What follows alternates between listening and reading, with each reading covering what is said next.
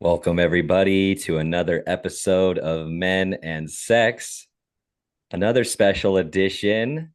I guess now you are my first female guest because my last female guest episode was taken down because we made some people upset, but that's all right.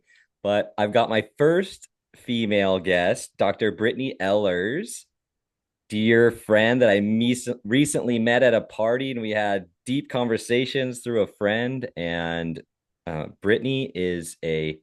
I'm gonna have you explain what you are. Brittney, welcome to Okay. the show. Thanks for having me, Ian. I guess to keep it really simple, I am a holistic pelvic physical therapist.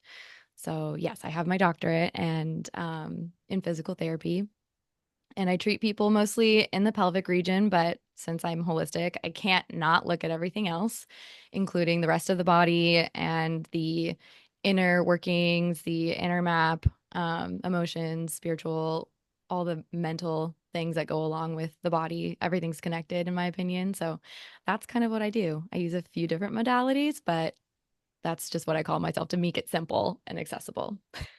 Now, to bring it down to super simple layman's terms, what do you find yourself doing in day-to-day work that you do? There might be a large variety of it, but how are you working with patients? How are you working with people? It's a great, great question. I feel like the overarching thing I'm doing is educating. And as we were talking off the record, you know, my whole thing is trying to get you back to listening to your own self, your own body. Like I can see things from the outside and I'm able to point some things out to people. That's a gift I have. And I have a gift of feeling. Mm, So I am feeling whether through someone's aura and energy or with my hands. I don't know. Not everyone has it, right? But a lot of yeah, people do. yeah. Um, but yeah, it is about just kind of being a mirror for people a Mm, bit.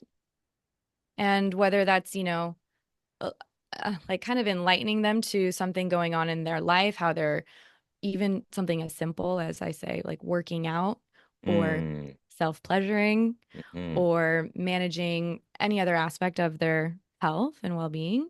I can kind of like point to that and offer it as a question, and they can sit with it, do it I'm as they will. I'm fascinated by this world, and I think a lot of men would be too, which is you're working with women within their pelvic region, whether it's tightness, what are a lot of the things people coming in for? Pain, discomfort, not being able to feel pleasure. What are some of the problems that they show up with? Honestly, all the above that you just mentioned. Yeah. Yeah. Um, just off the top, a lot of the people come in because maybe they have just gone through a big life experience, such as pregnancy and birth, and they're now maybe postpartum. I like to see them through all of those stages. So I don't wait until the quote unquote damage is done. I'd love to get people in before that. But even if they haven't had kids, Mm-hmm. there are so many people, women and men, experiencing a lot of pain. Pain with, I mean, to keep it really simple, I am like anything that has to do with sex, with pee, with poop, that's kind of my jam. And so if you're having any problems with those things in that area of your body, like let's look at that. But yeah, just for example, even like how I got started in all this work, I was already a physical therapist and I was working in outpatient ortho with, just your standard weekend warriors, student athletes, that kind of a thing, professional athletes. And um, I experienced some pelvic pain with urination, and it came on kind of more as like urge incontinence. So I was feeling like I was having to go to the bathroom all the time, going Mm-hmm. to pee. And every time I would sit down and go, it felt like kind of like a UTI, like a burning sensation, like no blood in the urine or anything like that, though. And um, it turns out that I think I gave it to myself. Number one, from stress, and number Mm. two, from the way that I self-pleasured. Whoa. Did we talk about that? I don't think we Oh, did that first night. no, I don't think so. I don't think we went there first conversation. Yeah. That's fair. That's fair.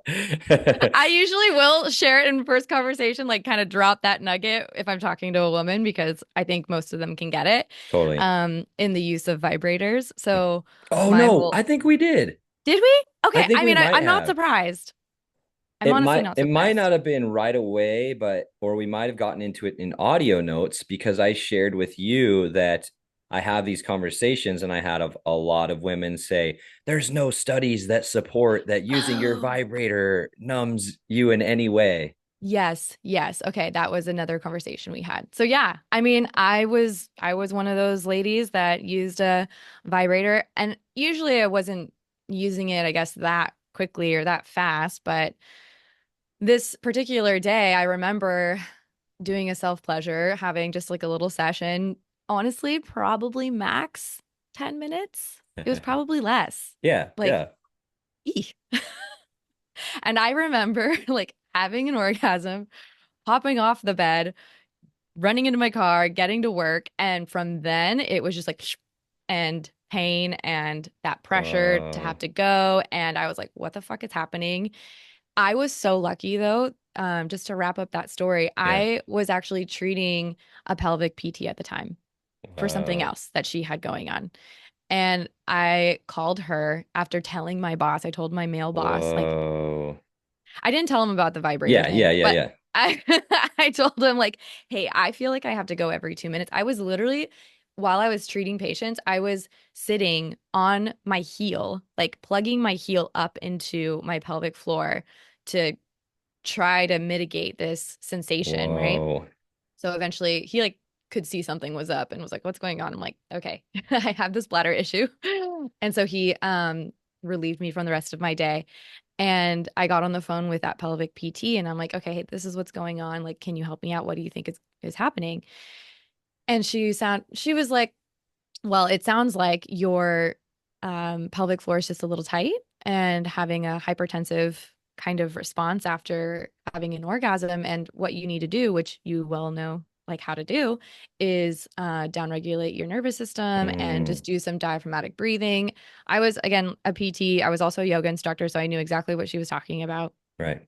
And I went home. And oh, the last thing she said was, maybe if you're up for it, have another orgasm. But this time, don't rush off the bed. Like, let Mm. yourself feel into that release and like let yourself enjoy it. And I'm like, okay. So I literally went home and did that. And I just rested for the rest of the day and it went away. Doctor's Ma- orders. Magic. Magic. Wow. Okay, Yeah. well, we're going to come back to that. Yeah. I've got a spicy question for you. Okay. Do you, obviously, this is a large generalization. Hmm. Do you believe that women are under pleasured in the world today? Mm. Yeah. Yeah. And I think that's a big grief that in my office where I'm treating and talking about that with a lot of women, it's a big grief point. And like maybe even if they thought that what they experienced in the past was pleasurable, Right. Right. realizing all of a sudden that wasn't it because they're learning Totally. something new maybe about their bodies and they're like, what the fuck? Mm. I think I'm so excited to go in this conversation because I was I recently was, obviously I love sexuality, these conversations. I mostly talk to men, but I'm talking to more and more women. And I had this epiphany the other day. I was in yoga class and I looked around, it was mostly women, attractive women. And this thought just came over my mind that I was like, I bet every woman in here is underpleasured. Mm. And I thought about And it in why do I, you think that? I thought about it in a way, both in two ways. One is that women's pleasure has come to resemble men's pleasure Mm-hmm. in the way that men's pleasure has all of it's been influenced by pornography. Mm-hmm. And the arousal coming from the mind craving an experience and a peak experience instead of an actual embodiment of pleasure. Mm-hmm. So men have gone that way drastically, and I think women have followed. They're feminine. They are feeling they're with men that are in this way, and so it's rubbing off and it's going in that way. I also, this is one of my favorite things to talk about lately. I think that this has been going on for a long time. Mm-hmm. And I think some of the original stories about sexuality being a sin, bad, wrong, was a huge piece of actually disempowering women. Because when pleasure is in a healthy way and an embodied way, women hold the cards of power. Yeah. And how do you disempower that power? You tell them it's You make it dangerous. it's bad, it's dangerous. And here's the kicker. This is the story that has a huge reason why I think women aren't getting as much are not getting a proper amount of pleasure. This story has been created that it's about men. Like Mm-hmm. men want sex, men want pleasure, men want these things, and that we're trying to get it from you. And it's become this thing that's like we're taking something from you. And so then is the close off? No, no, no more of that. You're not going to take from me. Whatever. There's many pieces of that puzzle. But I think that story plays a major role in, women, particularly like housewives, I would say. That just, I don't know why that came to me, but it's like this story that's like, oh no, I don't need want pleasure. That's like something men do. And then they've had trauma and all these terrible experiences that come before that too. Yeah, sure. Oh my God. You just said such a mouthful in the greatest way. There are so many good nuggets in there that we can Mm, chomp on. Um, oh my God. It's funny that you mentioned housewives because I mean, a lot of the women I see are not necessarily housewives, but they are maybe for the time just on maternity leave yeah. or, Yeah. maybe they're part-time working moms. And man, the I mean, it's a really weird balance to kind of bring to light, right? With Mm-hmm. say a father, and this is an interesting maybe another thread with like what is the masculine, like what is like a healthy masculine energy looking like too, and what does he believe? What does this man believe about himself that he needs to be able to do? Um, because I think the first word that you might think about is just providership at that point. And for them to say, come home after a long day of work to a wife who may if she's a housewife or not, Right. right? She's Right. taking a majority of the domestic load, Mm-hmm.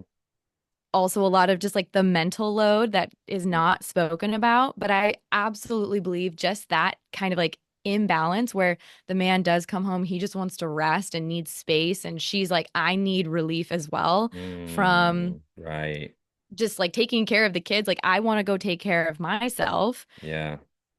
And then there's almost, I mean, especially if you have young children, it's like my, I guess what's been painted for a lot of people, and not to say that there's not a solution or like something that could look better, but it just looks really, really challenging to find spaciousness for connection, for pleasure within the self and Yeah. then within the partnership, right? Mm-hmm. But then there might just be this kind of like tossing the ball back and forth, and it's not actually like a meeting. Yeah. And I feel like for women, it's kind of coming to terms of what you actually need and what you actually desire, and then being Mm, able to speak that. mm, If you also need space, you also need support, like having that honest conversation. Like my biggest pet peeve right now too is just like on Instagram, it's kind of like the like jokey, like, hey, my husband does this, and just kind of really sarcastic. And I mean, I'm guilty of being that way in a variety of ways, right? Not actually saying the need, not actually saying the Mm, want. mm, And even the like sideways version of asking for that, I might be trying to sidestep something, but I never usually get what I want. mm-hmm, It's like the thing that I'm trying to sidestep actually shows up and it's fucking annoying. mm, And I'm annoyed at myself in the end for that, not being yeah. able to get what I need. Um, yeah, there's a lot with that that Well, let's acclimate. Yeah, let's go move ahead. beyond, whatever reason. I have no idea why I said the housewife, but let's move beyond that because there's a lot of even Yeah. discussing what that means for listeners, et cetera, et cetera. And Hmm. let's move on to just like your own work and what you see in women, what you hear from them in regards to this realization of like, wow, I thought I was experiencing pleasure, and this realization of like, oh, wow, I don't think I really was. And you even talked about grief in that realization. Totally. It's definitely a layer. And I mean, the women that come to my work, and I'm right now not even thinking about the one-on-one in person that I do, which is very, very powerful. I mean, if you're not someone who's accustomed to feeling your own body and you don't even know what is painful, you don't know how to describe it, you don't know where it is in your body, it's really challenging. So that's where the mirror being, one-on-one together. And I mean, yes, mirror work for sure. Like actually using a mirror, but also having another person help you see and feel. Right. But I'm thinking about this work that I do that started earlier this year. I did it for the first time in this way in February and then again in September. And it's called Vaginal Alchemy. And it's an all online group experience. And the 2 rounds that I did it with these women who had a variety of life experiences. So, women who have had, I guess, yeah, they're not really aware of what their sexual potential and what their sexual power is. They feel disconnected. So they already kind of know that. It's like that inner sense or that inner intuition that they know that there's more to be had, but they haven't yet experienced it and they don't know how to get there, right? And I mean, maybe it's women that have solely used a vibrator and that's the only way they've carved out to have an orgasm. There are women who have had birth trauma that are now kind of coming back to rewiring their pleasure and maybe even coming to certain points of their trauma. I mean, it's all kinds of trauma. It doesn't have to be birth trauma. It could be Right. sexual trauma. It could Right. be emotional trauma, like not even Totally. happening to that part, but surgical, anything, anything. And I want to pause you real quick, yes. continue there. But I worked with a somatic therapist, Luis Mojica, amazing, amazing guy. And he talked about even getting an exam like with a pap smear can be trauma because it's Mhm. introducing something that's foreign, it's cold, it's metal. Even that has a sense of the body's boundaries being crossed that needs some sort of integration. Oh, absolutely. And that's part of the rewiring, I guess I'll mention in person is if you have any kind of medical trauma, whether they're doing a PAP or any kind of just gynecological check, even like an ultrasound, a transvaginal Mm-hmm. ultrasound for any reason. um when I'm in my practice, I am like no rush, Mm. eye contact, Mm. staying connected No it, rush. to each other. It's like, I don't, there's like, if you don't want my finger in you, that's fine. Or if you're ready and you like make eye contact with me and like let me know using your voice that you're ready. Because I sit on the edge of the table and I'm just like, I'm here, whatever. And like, I gotta hand on if Wow. they're still like talking and processing through something. If I notice that even their speech starts to go a little faster, I'm like, okay, we're slowing down a bit. Like, Wow. is she ready? Is your pussy ready? You know? Wow. Um, but doctors, I mean, in the medical model, they don't have the time for that. They just don't. And it's not ideal, but that's usually where people go, right? To get this kind of care. Um, but yeah, so there's, I mean, just a side note too, Yeah. there's oh gosh, I'm not gonna remember her name who teaches this course, but she talks about that. And the movement that is being done now is kind of, it's called like taking back the speculum. Hmm. So yeah, even asking your provider, hey, can I insert that myself at my own pace Whoa. with lube? Do you have lube? Like, can I have something? You know what I mean? Hmm. Um, and I think some doctors I've heard, because I've talked to my clients about that option. And some of them, number one, they don't even know that that's an option. And number two, when they've done it, their provider, whether it's a male or female, rolls their eyes and is like, I don't have time for that. Like, can you hurry up? Like they still put that kind of pressure on. And it's a really big, oh, that's a grief right there too. To have to fight for yourself and advocate for yourself for your own Wow. body, like is so fucked up. But you have to do it if you're going to seek that kind of care and want some kind of authority over your own body and don't want any more trauma to your body. Like that's what you have to do. You have to speak up. Oh my gosh. Wow. Something big just hit me. What did you feel? Most of my men are most of my listeners are men, Yeah. and a lot of my listeners are heterosexual men, Hmm. maybe bisexual, but they're men that are intimate with women. And something that I've realized in my own experience as a man with other men that have listened to men talk about their experiences with sexuality for a long time, and there's this there's this realization that as men, most of us are traumatizing ourselves. Mm, What I mean by that is in the same way that you're saying slow down, listening to the body, am I actually available to insert this inside of myself? Men never have that conversation with themselves.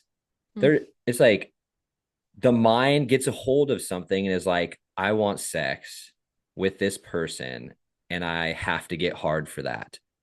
mm, And there's this huge thing right now of younger and younger men taking erectile dysfunction medication. mm, I truly believe it is years of never asking the body its authority and never trusting it. Like, wow, I didn't get hard right now. I trust my body. There must be a purpose of that. And I've been curious about this for a long time.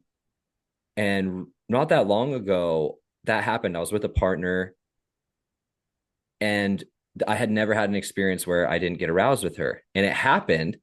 I was like, oh, cool. My body knows something that I don't know. And we continued intimacy in another way. hmm. The next day, I took her to the hospital because she had an ovarian cyst and it Whoa. burst. Whoa. Oh my God. Is she okay? Yeah. She was fine. Okay. But Those are painful. I've heard how crazy, there was an And inner knowing from the what body. I'm, what I'm seeing this, I love these conversations because it's just more and more I realize how much we're in this together. Yeah. And so it's like men are learning this to traumatize themselves and override a deeper knowing or asking their body. Females, women are being taught and doing the same thing. Of course, the sex is and intimacy is getting shit and worse, like in the general population, because it's just trauma, no connection to body, no connection to body, terrible beliefs and stories about pleasure, terrible beliefs about uh, pleasure and intimacy. It's like those are some ingredients for some big barriers between true intimacy, true pleasure, actually getting to those amazing experiences that happen when we come together. Yeah. Yeah. It's making me think of something I just talked to someone about and I posted it on my podcast.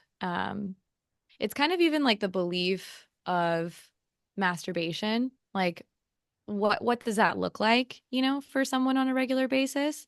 And that's something I ask women, and I would want to ask men. I want Hmm. to know what that actually looks like, you know?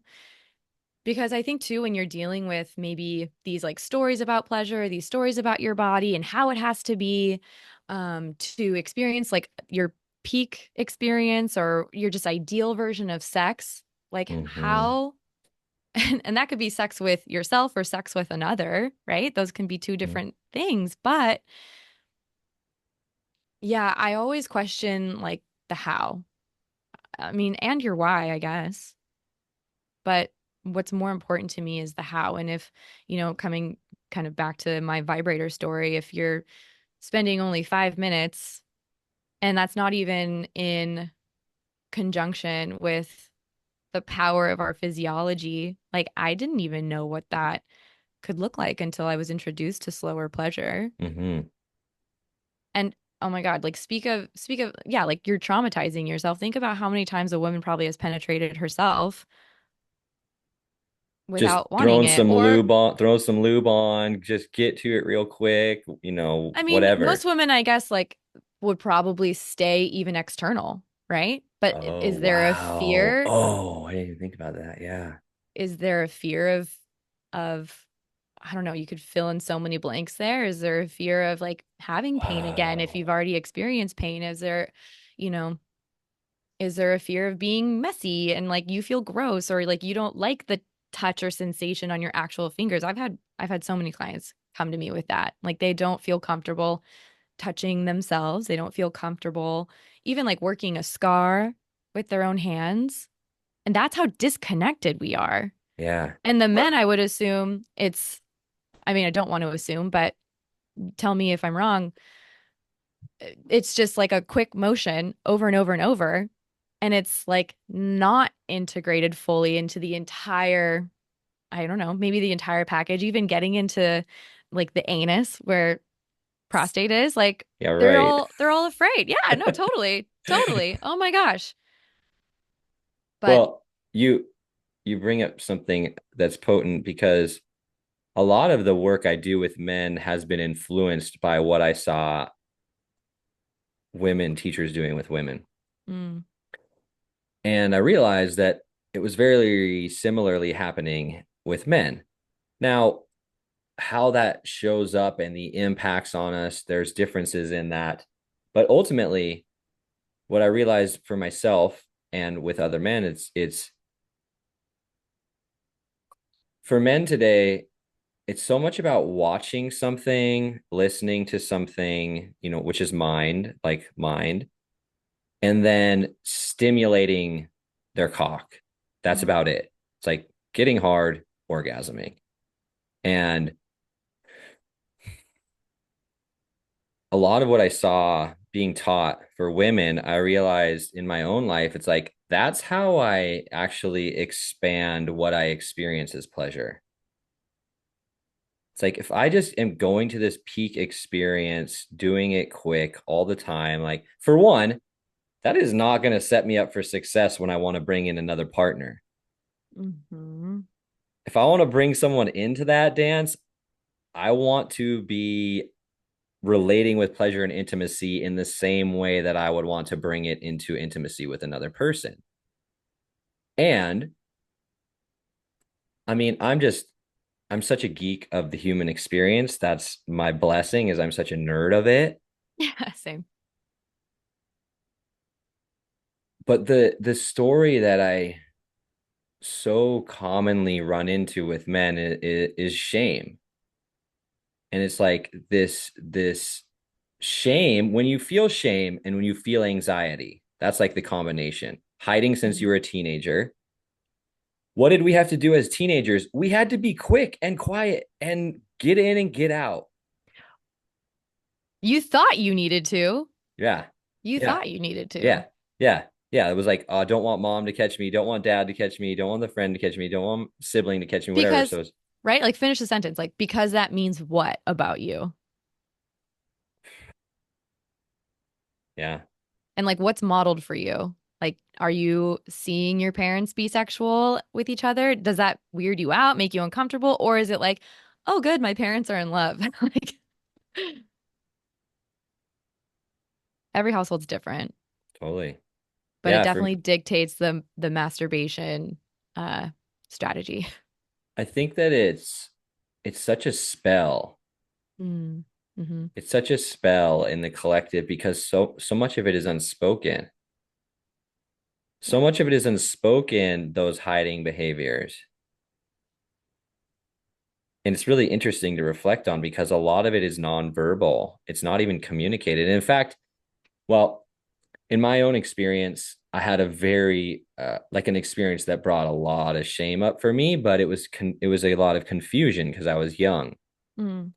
And one of my first experiences, I've shared this before, was a kid on the bus taught me how to cut out like underwear and bra pictures from the like sales magazines. And From so like like Victoria's Secret yeah. catalogs, things like Yeah, that. I Yeah. mean we're talking like not even that risque. We're talking like Sears. Sears. Yeah. I don't know why I just thought Sears too. And so I was making a little book and I had it and I put it under the bathroom sink. Mm. And my mom brought it up at dinner. Like, How, whose is how old were this? you? I don't remember, like first grade. That's young, yeah. Yeah. And it's like, whose is this? And so I lied about it because Hmm. I didn't even know. I didn't know what I was doing. I didn't even know anything about it. It was just like the little kid on the bus taught me about it. I'm sure I felt funny or like felt cool things in my body, but I had no data points to do anything with it. So I was like, oh, wow, cool. That's awesome. So I lied about it. And then that's what I got me in more trouble was the lying about it. But my Of mind just course. equated it to like, this is bad. This is Of wrong. course. You're going to get punished for this. So from then on, I can see that's enough of an experience to put me in hiding mode. And yeah. Yeah, I get that. I've been on the other side of that as an adult in an adult relationship and finding pictures screenshotted from Pinterest on an ex's phone. I mean, I can laugh about it now because Yeah, it's totally. so ridiculous, but Totally. I mean, I found it and I wasn't even like hunting for it. I was literally looking through his photos right in front of him, like, because he was having me do it. He was having me look through his own photos. And I just like scrolled up on one and I'm like, what's this? And like looked at it with him. He's like, oh, I screenshotted it from Pinterest. And I'm like, what the fuck? Why? Oh, to masturbate. And I got mad. Like, I mean, he didn't lie, I guess, in that point, but Yeah. I mean, obviously he hid it in a certain way, or like didn't tell me about it. He Mm-hmm. wasn't forthcoming about it. But it's like I knew that this guy masturbated, but again, coming back to the how, like Mm-hmm. what are you actually training your mind to connect Totally. to that's Yeah. going to curate more or less of an intimate connection with me? Yeah. And you know where this we branched off from is this quickness, this speed, this hiding, and how you know that's why I'm loving this conversation with you is hearing about how much it's showing up for all of us. And once again, the beautiful encouragement we get to give each other, which is to do something different. Like, Yeah. I mean, I know that I'm only going to nerd out more and more on this stuff in life. So I'm only going to encourage my future partners more and more to be like, go lock yourself in there for an hour. Like, Yeah. Yeah. Start with 30 what do you minutes, need? then go to a whole hour, then go to 2 hours. I mean, I actually have a question for you. Please. What is your stance or what are your, I guess, clients or friends, whatever. What's your guys' stance on a quickie For us or for you? for you? I'll tell you about mine. Yeah, yeah.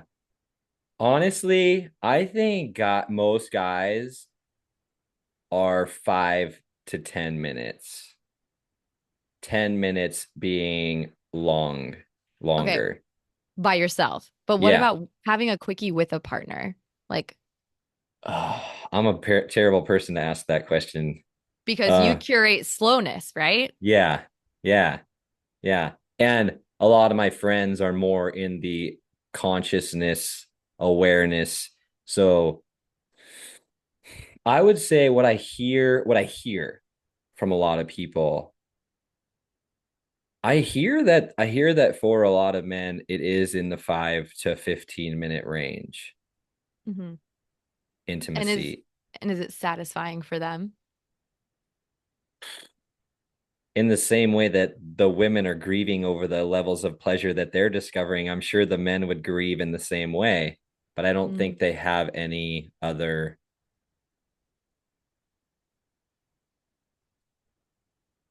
thing to, rate it next to. I right. think in my personal experience, and I stand pretty boldly in this, I think a lot of guys don't like how boldly I stand in it. I think the vast majority of men are addicted to or desiring sexuality for feeling safe, seen, valued for the vast Mm, majority of time when it mm, comes to intimacy.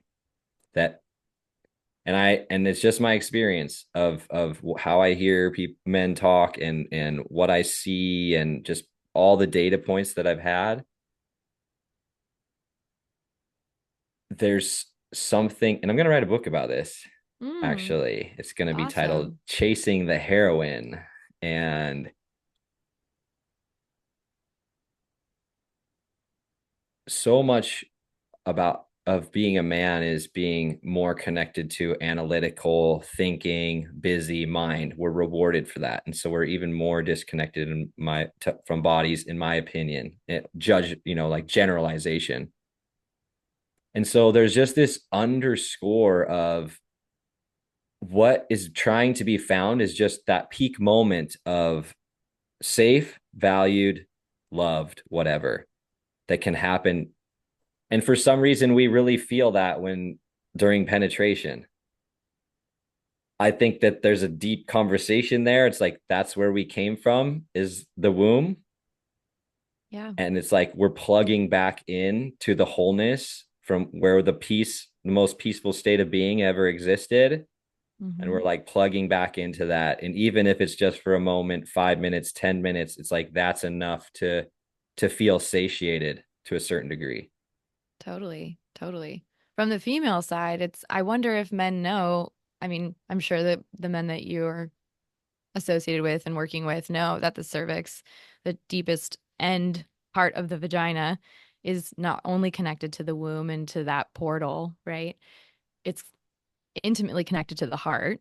Mm, And so when you are in that deep, know that you are touching her heart. And if she mm, has sensitivities or pain or even like a hardening there energetically, physically, mm, maybe she's had surgeries, she's had HPV, all these kinds of things that can happen deep in the cervix and deep in the vagina.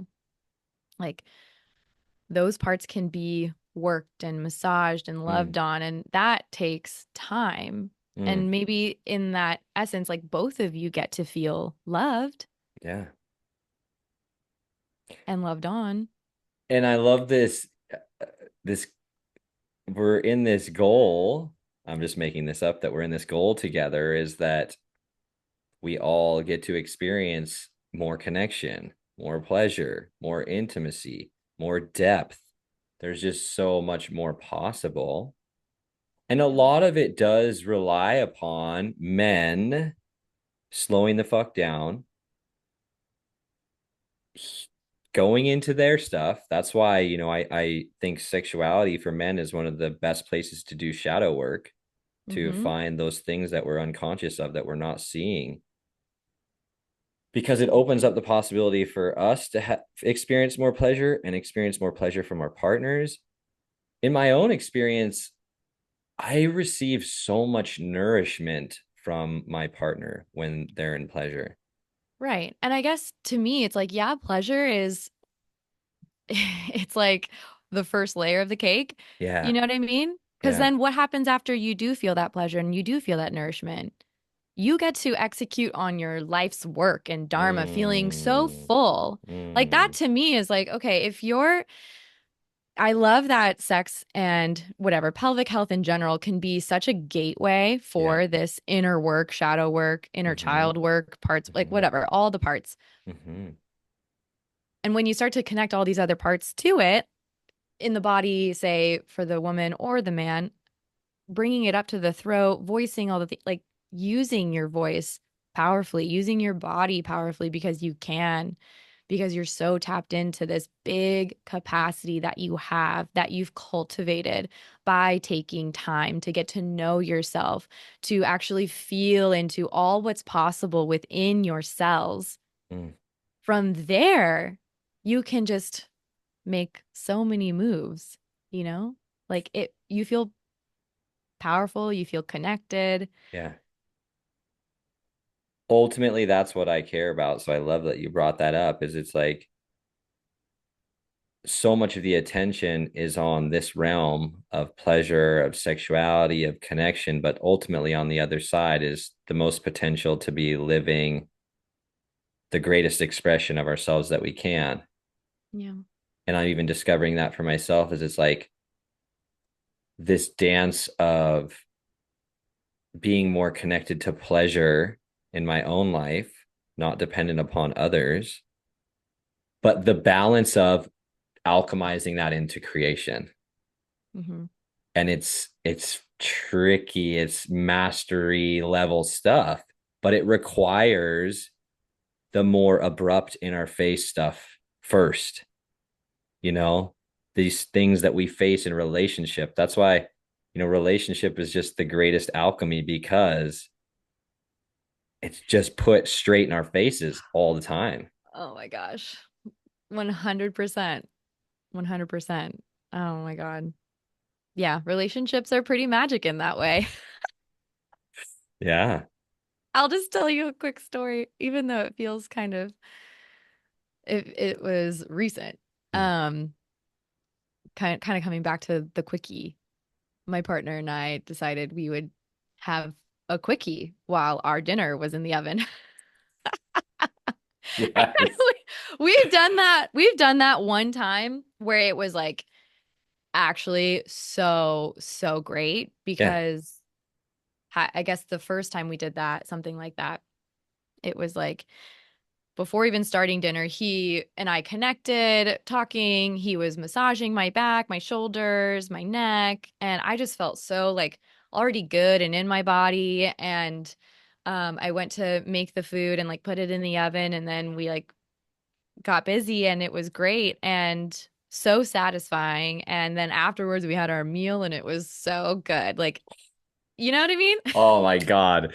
I'm I such don't a know. I'm such a nut for food afterwards. Just like, oh, it's the best food in the world. Oh yeah. Oh yeah. Like all senses just turned on and everything. I mean, obviously the throat and the pelvic floor are so connected, of course. So Mm. it's just yeah.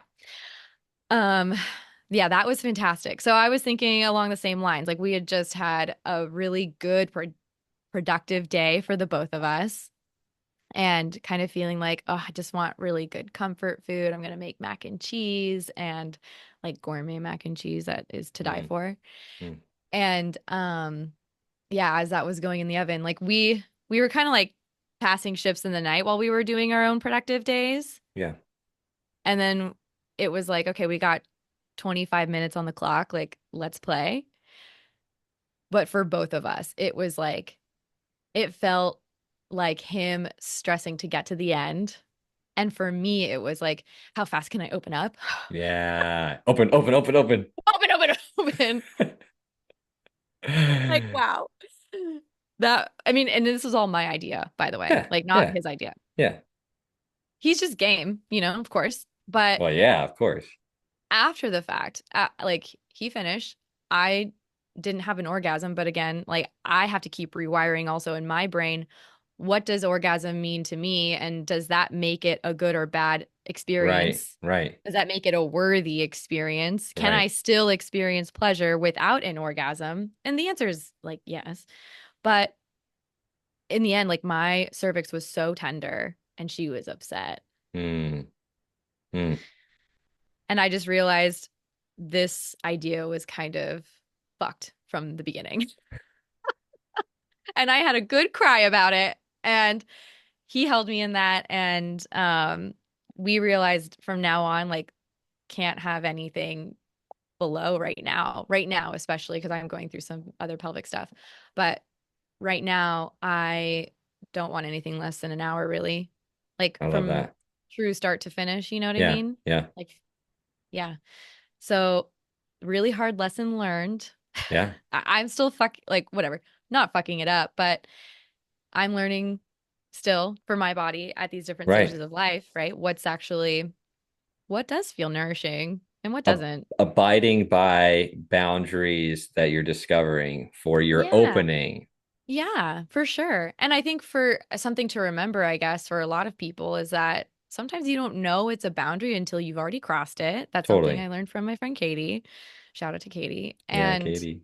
yeah, I have to keep coming to that because I think that's also where you could potentially get wrapped back into a shame loop Right. that shuts down the whole aspect of sexuality or just doesn't make anything even solo feel really good. Mm. So got to be careful with that one. Mm. Yeah. What? Okay.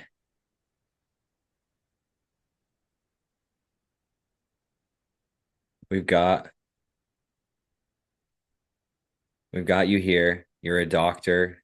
You work Mm. with women a lot. Their pleasure, their pelvic floor, their pain, their traumas, their grief. What's your upload? What's your download? What do the men need to hear? What do they need to know that's going to empower them, empower the partners that they're with? I have a phrase that came to mind actually this weekend, and it to me it might not sound that empowering, but I think it is a good reminder just to handle a woman's body with care, Hmm. especially if you know her history, Hmm. if the history is a not so good history, Hmm. or maybe she hasn't actually worked through some Yeah. of her stuff. Handle her with care, handle it with like the utmost patience. Wow. I just had a huge hit from you sharing that with me. It's making me tear up. Yeah. Yeah. I was um I was talking to a friend not very long ago. It was like, I don't know, a couple months ago. And she's someone who yeah, I've known and been really great friends with her for the past few years, like almost a decade now. And I was treating her and she's had great results after doing a lot of work on her pelvic floor. But I was just sharing with her my like feeling about my own mission, about my work, and it's like I feel, like I said so much earlier, I feel so much in my own body Hmm. what these women have experienced. Hmm. It like hits me in the heart and it doesn't just like make me sit in my sadness. It like drives me to keep doing what I'm doing. And because I've been able to sit with my own grief and I've been able to be held in my own grief about all the shit that I've experienced in my past. Like I didn't even mention it, but like my dad's a pastor. He was a pastor. He's retired. Hmm.